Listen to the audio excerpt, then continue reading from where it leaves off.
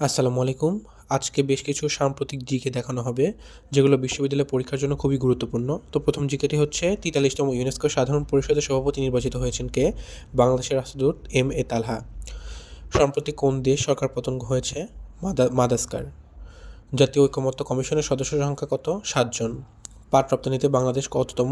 প্রথম। বাংলাদেশের মোট ভোটার সংখ্যা ১২,৬৩,৭৫০৪ জন। কোন দেশ সাম্প্রতিক দাবা খেলা নিষিদ্ধ করেছে? আফগানিস্তান। সম্প্রতি দাবা খেলা নিষিদ্ধ করেছে Afghanistan.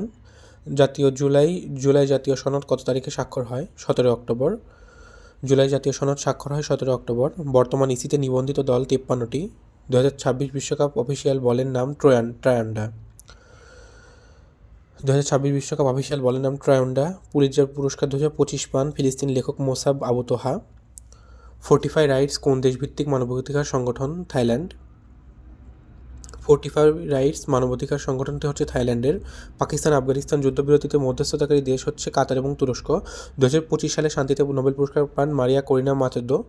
Donald Trump Ukraine Russia শান্তি প্রস্তাবে কত দফা পরিকল্পনা উল্লেখ করেছেন? ২৮ দফা।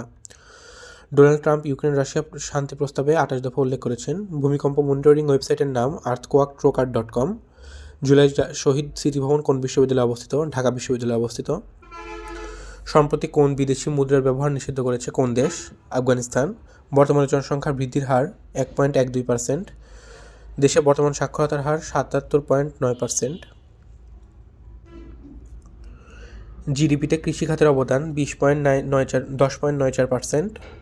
২০২৬ সালে ইউনেস্কো বইয়ের রাজধানী ঘোষণা করেছে কোন শহরকে? Rabat, Morocco. হাইলিগুবি আগ্নেয়গিরি সম্প্রতি কোন দেশে সক্রিয় হয়েছে? ইথিওপিয়া। হাইলিগুবি হয়েছে ইথিওপিয়াতে। সম্প্রতি কোন দেশ বিদেশি মুদ্রা ব্যবহার নিষিদ্ধ করেছে? আফগানিস্তান। বর্তমানে জনসংখ্যা বৃদ্ধির হার দেখানো হয়েছে। সম্প্রতি ট্রাম্প বিরোধী গণবিক্ষোভের নাম কি? No kings. আন্তর্জাতিক অপরাধ আদালতে বর্তমান সদস্য সংখ্যা কত? ১২৫টি। জুলাই আন্দোলনে সংঘটিত হত্যাকাণ্ডের মামলার প্রথম রায় হয় ১৭ নভেম্বর ২০২৫। ১৭ নভেম্বর ২০২৫। আসন্ন গণভোটে নাগরিকের কাছে কয়টি প্রশ্ন করা হবে? ৪টি। জুলাই জাতীয় সনদে সংবিধান সম্পর্কিত প্রস্তাব কয়টি? ৪৮টি। দেশে মোট নিবন্ধিত রোহিঙ্গার সংখ্যা কত? ১১,৬৮,৩৯৮ জন। দেশে মোট নিবন্ধিত রোহিঙ্গার সংখ্যা বলা হলো। COP29 এর আয়োজক শহর কোনটি? Baku, Azerbaijan. COP30 সম্মেলনে অনুপস্থিত ছিল কোন দেশ? যুক্তরাষ্ট্র। সম্প্রতি বাংলাদেশ ব্যাংক কোন সেবাগুলো বন্ধ করেছে? সঞ্চয়পত্র কেনাবেচা, প্রাইজ বন্ড বিক্রি, ছেঁড়াফাটা নোট বদল, চালানের ভাঙতি।